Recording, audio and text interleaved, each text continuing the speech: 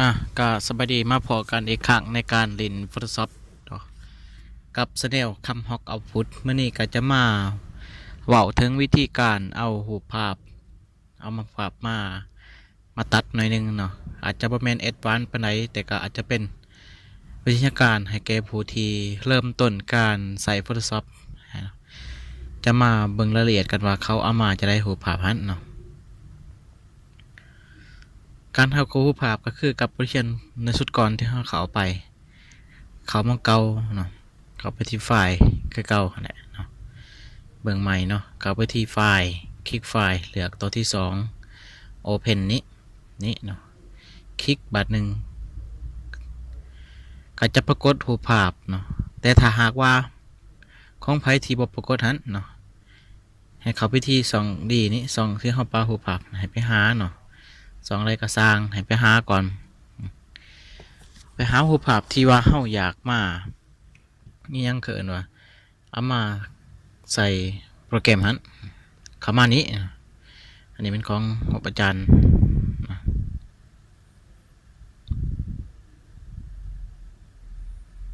แล้วก็หารูปภาพที่เราอยากมาตัดนะ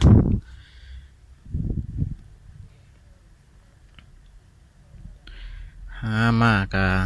ตัวใดหาหูผู้สาวฮันบ่เนาะอยู่เถิงอย่างยืนน้ำกันเนาะตัวนี้บวกขักมาไหนเนาะเอาดอกนี่แหละเอาตัวนี้แหละกด Open เนาะกด Open เข้าไปเราก็จะได้รูปภาพเข้ามาในโปรแกรมอัตโนมัติมันบอกอัตโนมัติเนาะถ้าเข้าไปกดอยู่หนึ่งต่อไปเบิ้งเมาส์เนาะนี่มาเบิ้งขวามือเฮานี้ให้คลิกขวาเนาะในการที่จะ copy มันมาหันไม่มี2วิธีนะแต่จะนำวิธีการคลิกขวาหันจะสะดวกกว่าเนาะแล้วแต่ความสะดวกแต่อาจารย์จะแนะนำวิธีการเฮ็ดโดยการคลิกขวาตัวนี้เลือก Duplicate Players นี่กดโอเคนะเฮาก็จะปรากฏเห็นว่าในหน้าเครื่องมือระยะหันจะมีรูป2อันขึ้นมาตัวที่1เป็น background ธรรมดาตัวที่2เป็น background copy ก็คือตัวของ duplicate layer หันสร้าง layer ขึ้นมาคลิกใส่ background ก่อนนี่เนาะสร้างขึ้นมา create new layer คลิกบันหนึ่งนี่ฮะก็จะได้ layer เป่าอันหนึ่งมาตัวนี้แม่นเฮาสิเอาไว้เฮ็ดเป็น background เนาะคลิกใส่นี่บันหนึ่งคลิกใส่รูปภาพเฮาหันเพื่อเดี๋ยวอาจารย์จะให้เบิ่งเพื่อถึงว่ารายละเอียดมันเฮ็ดมาเฮ็ดหยังตัวเบิกกระเป๋าหันคลิกใส่รูปตานี่คลิกปิดเนาะรูปภาพตัวนี้คลิกปิดใส่รูปตานี่แหละคลิกปิดบัดนึงปิดเนาะรูปตัวที่เทิงมันจะบ่แสดงแล้วต่อไปรูปปิดคือเก่านี่ตอนนี้ตัวเลเยอร์ที่เฮาสร้างขึ้นมาใหม่เลเยอร์นึงนี้เนาะจะเป็นรูปขาวๆแบบนี้วันนี้เอาลงสีแบ็กกราวด์ลงสีแบ็กกราวด์ก็ใส่หลักการเดียวกันกับบทเรียนเก่าที่ได้เฮ็ดวิดีโอไปแบบนี้เนาะเลือกสีแบ็กกราวด์ตามใจว่าอยากเลือกแบ็กกราวด์สีแนวใดเนาะให้มันถูกใจที่เฮาเฮ็ดแหละคันบ่ถูกใจเฮาก็บ่เฮ็ดเนาะได้แล้วสีขาวเนาะอาจารย์มักสีขาวเบิ่งเมาส์เด้อนี่คลิกล็อกแบ็กกราวด์ไว้เพื่อบ่ให้มันติ่งเนาะเบิ่งเมาส์นี่คลิกหุบกระแจนี้การคลิกล็อกตัวนี้ก็คือล็อกแต่เพียงขาวๆอย่างนั้นบ่ให้มันขยับเนาะเวลาเฮาจับติ่งไปติ่งมาหะนะกดหุบตาขึ้นเนาะตัวทางหน้าหันเพื่อเปิดหุบภาพให้มันโซ่ขึ้นมากดบัตรนึงนี่เฮาก็ได้หุบภาพมา มาที่เครื่องมือตัวนี้บัดนี้เนาะได้นี่แล้วเนาะมาที่เครื่องมือตัวนี้เครื่องมือตัวนี้เป็นเครื่องมือที่เฮาตัดรูปเนาะว่าเฮาสิเอาเพียงใดเนาะในขอบเขตบริเวณรูปนั้นให้คลิกใส่นี้คลิกขวาเลือกตัวเทิงสุดแบบนี้นะแล้วลากมาบริเวณที่เฮาต้องการอาจารย์ต้องการประมาณนี้เนาะกับหัวเนาะประมาณนี้แล้วก็ยับใส่ ในการยับเส้นตัวมันยุบมันยับใส่ลูกศรขึ้นลงขวาซ้ายนะจากนั้นคลิกขวาเลือก select inverse นี่ตัวนี้แล้วกดปุ่ม delete อยู่ในคีย์บอร์ดหรือว่ากดปุ่ม backspace นะเพื่อลบภาคส่วนที่เข้าเลือกลบออกหันแล้วกด Ctrl D นะเพื่อให้เส้นมันยุบมันยับหันออกคือเก่าละกันเดียวได้แล้วนะแบบนี้ได้แล้วสบาย บ่อยากปานใดเนาะวันนี้จัดรูปภาพให้มันอยู่กลางกอกกลางเหลวแต่เฮาเนาะนี่ให้มันอยู่กลางๆให้จะได้ก็ได้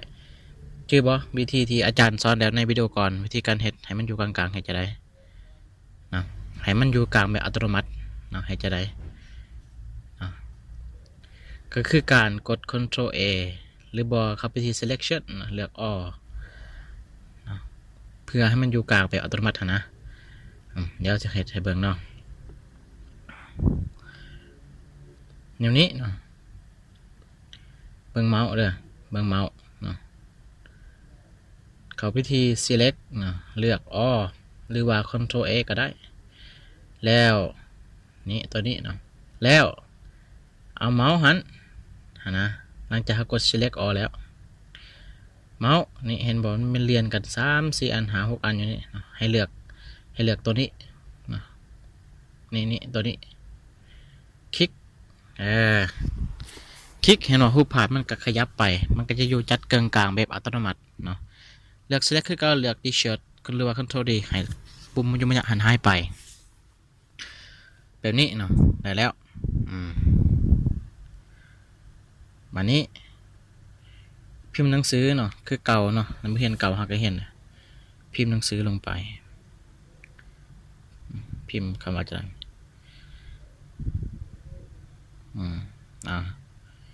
บ่เห็นตัวหนังสือเนาะนี่เนาะมันเป็นสีขาวถ้าสีselect all แล้วก็มาเปลี่ยนสีอยู่เถิงเหลือเป็นสีดำนี่ถ้าใครบ่เห็นตัวหนังสือแสดงว่าพื้นหลังไปกราวหันมันก็เป็นสีแดงกับตัวหนังสือมันจะบ่เห็นเนาะสีขาวกับสีขาว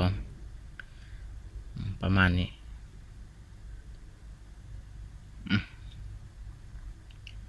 เรียบร้อยเนาะ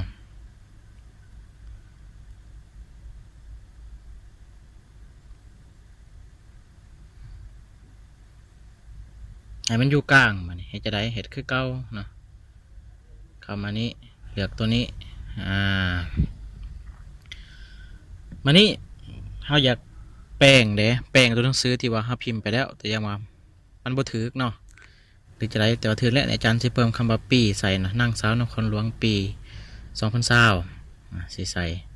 ถามมันเป็นสี่เหลี่ยมจังซี่มันแก้บ่ได้เนาะต้องบ่ให้มันเป็นแบบขอบสี่เหลี่ยมแบบนี้นะบ่ได้ต้องให้มันเป็นแบบย่อมขึ้นมาอย่างนี้นี่ให้มันเป็นแบบเคอร์เซอร์ที่บ่มีสี่เหลี่ยมแล้วก็คลิกปาดหนึ่งใส่คันบ่ได้เนาะคันบ่มันจะเป็นการสร้างยังเคินว่าเลเยอร์ใหม่นี่เรียบร้อยเนาะวิธีการ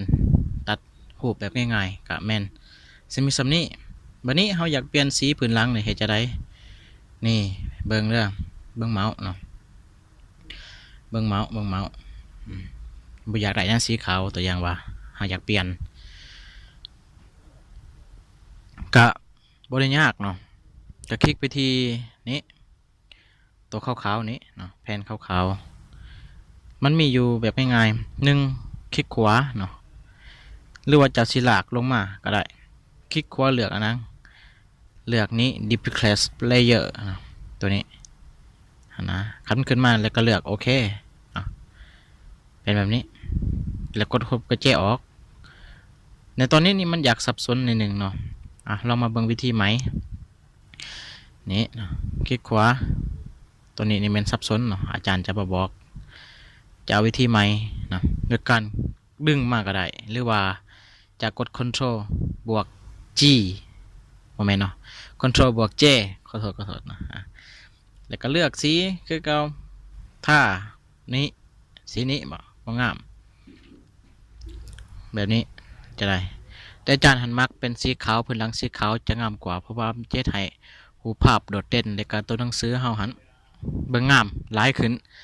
หนนะสะดุดตาเนาะก็แต่ก็แล้วแต่จินตนาการของไผมันที่ว่าอยากจะเฮ็ดเนาะแต่ว่าอาจารย์จะบ่อยากเฮ็ดจังซั่นเนาะมันแล้วแต่บอกยังไงคือแล้วแต่ใจเขามักเนาะอาจารย์เลือกสีขาวเนี่ยดีที่สุดแหละอาจารย์มักสีขาวอย่างขาวๆไปก่อนอ่ะแล้วเนาะมันนี่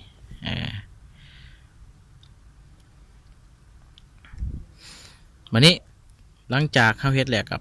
ไปเชฟไว้เนาะเชฟงานเขาไว้คือเก่าเนาะในการเชฟก็คือในบริเวณเก่าหั่นแหละครับไปที่ไฟล์เลือกเชฟแอสนี่ก็เลือกบอลฮับปะเลือกเป็นไฟล์นามสกุล png นะอาจารย์ก็จะไปปะไว้หน้าเดสก์ท็อปคือเก่าเนาะคือเก่าคือเดิมปะไว้มองเก่าแล้วก็เปลี่ยนชื่อเนาะชื่อไฟล์นี่ชื่อรูปภาพนั้นใส่จะได้ก็ได้แล้วกดยังเนาะกดแชร์คือเก่าหั่นแหละเนาะพิมพ์แล้วนะกดแชร์ขึ้นโอเคกดไปเรียบร้อยนี่กดมาเบิ่งปึ๊บนี่เรียบร้อยเรียบร้อยบ่ยากมาฮอดนี้ถือว่าถ้าก็ได้รูปภาพแล้วที่เราแต่งมาเนาะมีรูปภาพสามารถเอาไปปะใส่ก็ได้ไปโพสต์ไปยังแล้วแต่ไปปริ้นออกมาเบิ่งงามแยงไว้ยามแรงก็แล้วแต่เนาะมาฮอดนี้ถือว่าการเล่น Photoshop ให้เบิ่งเนาะให้เบิ่งแล้วก็แล้วก็บอกไปนำหั่นแหละอันนึงก็แม่นหมดสำนี้อันใดบ่เข้าใจก็สามารถคอมเมนต์ลงไว้ใน2คอมเมนต์ข้างลุ่มอาจารย์มีเวลาอาจารย์ก็สิมาตอบเมนต์เนาะแล้วก็เฮ็ดวิดีโอหรือว่าอยากให้เฮ็ดวิดีโอหยังก็คอมเมนต์ไว้อยู่ข้างลุ่มเนาะขอขอบใจมาสำนี้